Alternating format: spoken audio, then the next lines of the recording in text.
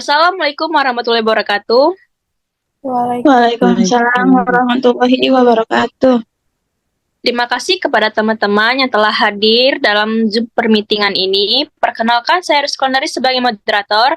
Di sini saya tidak sendirian, saya bersama rekan saya yang bernama Amira Batrisya sebagai narasumber.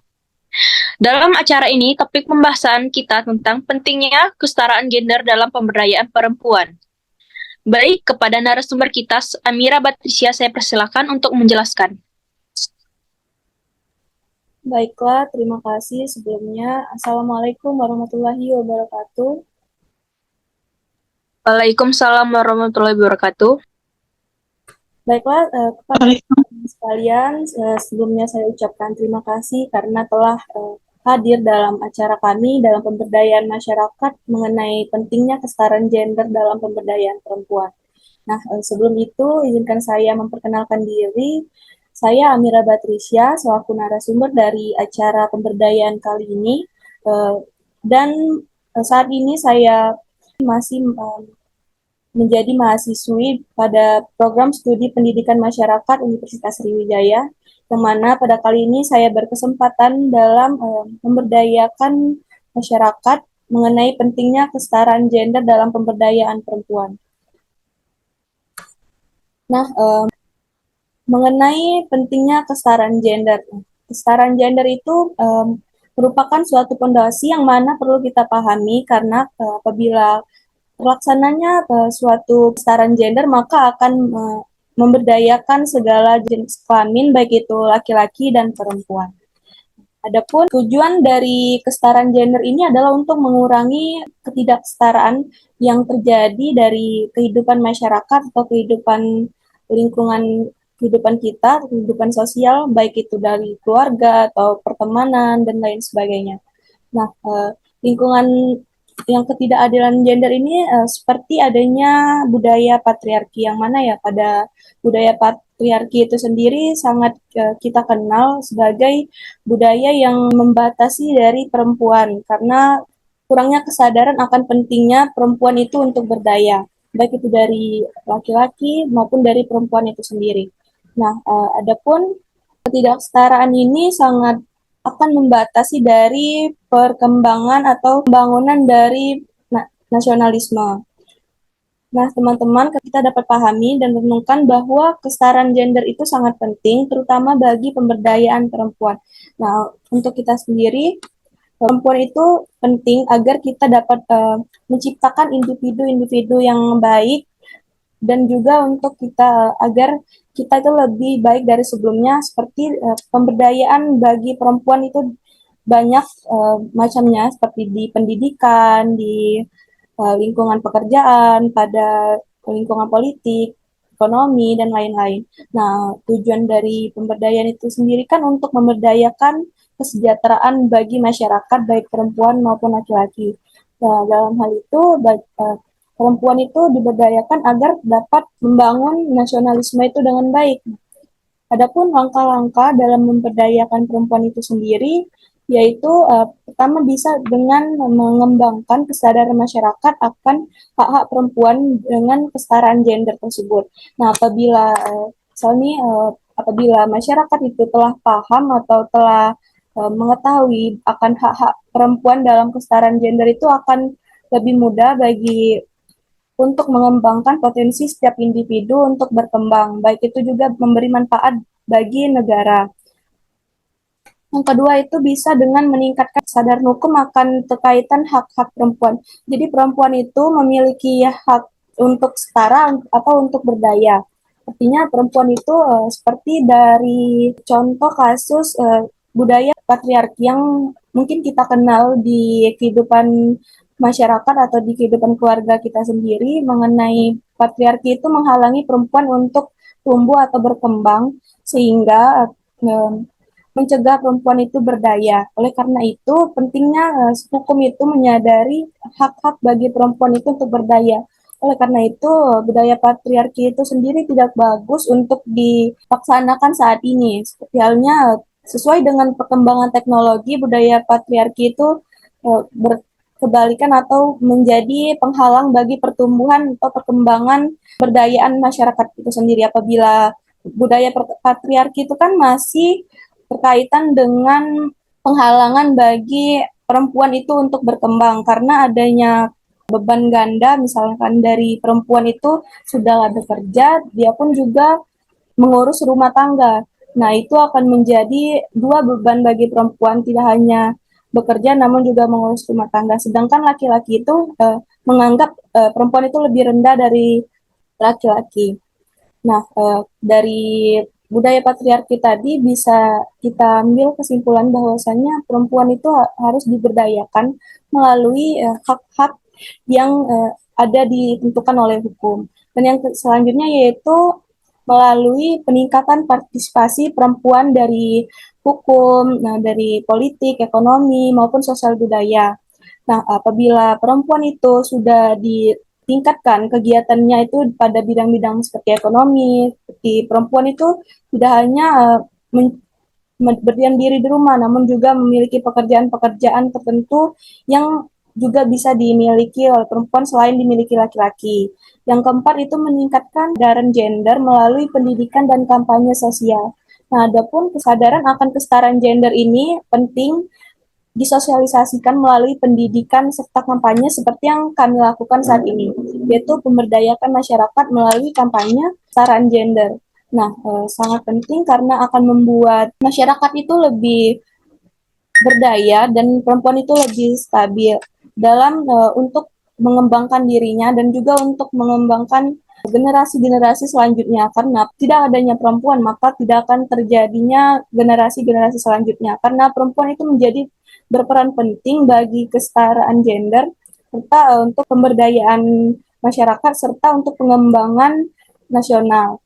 Jadi apabila tidak ada perempuan maka anak-anak itu akan tidak terdidik dan baik. Maka dari itu perempuan perlu pendidikan yang tinggi serta pengetahuan yang baik agar membuat generasi-generasi selanjutnya itu lebih baik dan mudah untuk berkembang. Dan adapun mungkin langkah-langkah dari pemberdayaan perempuan itu seperti yang setelah saya sebutkan tadi, itu juga terkaitan dengan kesetaraan gender. Apabila perempuan itu sudah berdaya, maka kemungkinan besar kesetaraan gender itu sudah terlaksana. Nah, adapun mungkin itulah sedikit dari pengetahuan atau pemahaman dari saya mengenai kesetaraan gender dalam pemberdayaan perempuan. Semoga dalam pemberitahuan pengetahuan dari saya ini teman-teman sekalian dapat memahami akan pentingnya kesetaraan gender serta pengetahuan akan pentingnya pemberdayaan perempuan. Terima kasih, saya kembalikan kepada moderator. Baik, terima kasih kepada narasumber yang telah menjelaskan tentang pentingnya kesetaraan gender dalam pemberdayaan perempuan. Kepada rekan-rekan, di sini saya membuka sesi tanya jawab. Kepada rekan-rekan, jika ada yang bertanya, saya persilakan. Silakan, Raisen.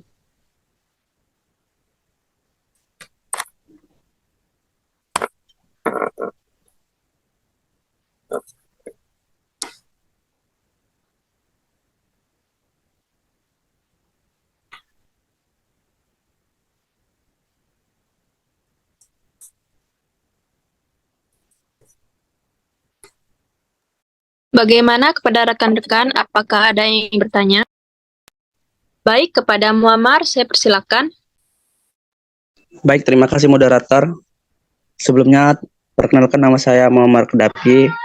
Saya selaku audiens. Di sini saya akan bertanya kepada narasumber. Singkat saja, bagaimana syarat mutlak kesetaraan gender agar tercapainya pembangunan berkelanjutan dan sustainable development goals? Itu saja, terima kasih. Kembali kepada moderator. Baik, terima kasih kepada Saudara Muammar atas pertanyaannya. Bagaimana kepada narasumber? Apakah langsung bisa dijawab? Baik, moderator, mungkin saya bisa langsung jawab saja. Baik, saya persilakan untuk menjawab. Baiklah, mengenai pertanyaan Saudara Muhammad tadi mengenai syarat mutlak agar kesetaraan gender itu bisa tercapai sehingga dapat memenuhi pembangunan berkelanjutan atau Sustainable Development Goals. Nah, jadi kesetaraan gender ini dicapai dengan syarat-syarat seperti yang telah saya sebutkan tadi. Yang pertama yaitu dapat dicapai dengan akses yang sama atau yang setara antara perempuan dan laki-laki melalui pendidikan. Nah, apabila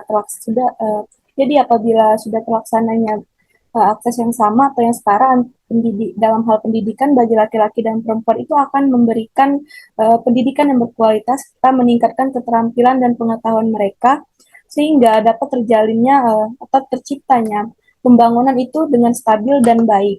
Dan yang kedua itu bisa ditingkatkan dengan kesempatan kerja yang setara. Artinya di sini apabila perempuan dan laki-laki itu memiliki kemampuan untuk bekerja dengan setara atau memiliki hak untuk bekerja itu sama seperti laki-laki itu kan biasanya memiliki pekerjaan yang unggul dari perempuan sehingga perempuan itu kurang dalam mencari karir atau pekerjaan karena berhalangan dengan konsepsi-konsepsi masyarakat yang menganggap perempuan itu kurang terampil atau masih lemah atau dan sebagainya. Maka dengan terjalinnya kesempatan kerja yang setara ini atau pemahaman akan kerja yang setara ini dapat memberdayakan perempuan itu ataupun membuat perempuan itu berani akan mencoba hal baru. Dan yang selanjutnya yaitu partisipasi perempuan dalam hal politik atau sebagai pemimpin. Jadi perempuan itu tidak hanya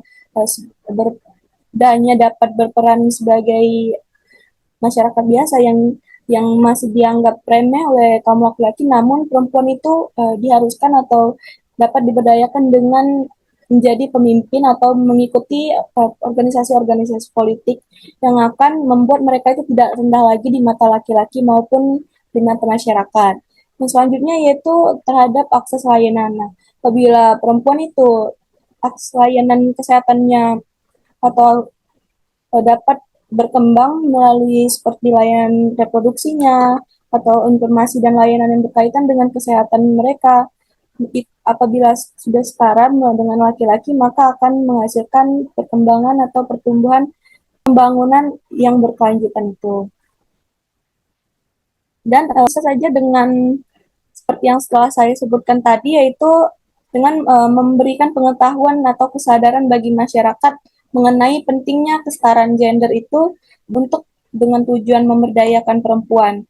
Karena pada dasarnya apabila laki-laki dan perempuan itu sudah setara dalam hal untuk mengembangkan setiap individu, itu akan menciptakan perkembangan atau tercapainya syarat-syarat dari Sustainable Development Goals tadi. Mungkin itu saja dari saya kembalikan pada moderator. Baik, terima kasih atas jawabannya. Kepada penanya, apakah bisa dipahami? Sudah, terima kasih moderator. Baik, terima kasih. Selanjutnya, kepada rekan-rekan, apakah ada yang ingin bertanya lagi? Baik, sepertinya tidak ada lagi. Kita cukupkan Zoom meeting hari ini. Saya selaku moderator mengucapkan terima kasih kepada narasumber dan rekan-rekan yang telah hadir. Saya akhiri. Wassalamualaikum warahmatullahi wabarakatuh.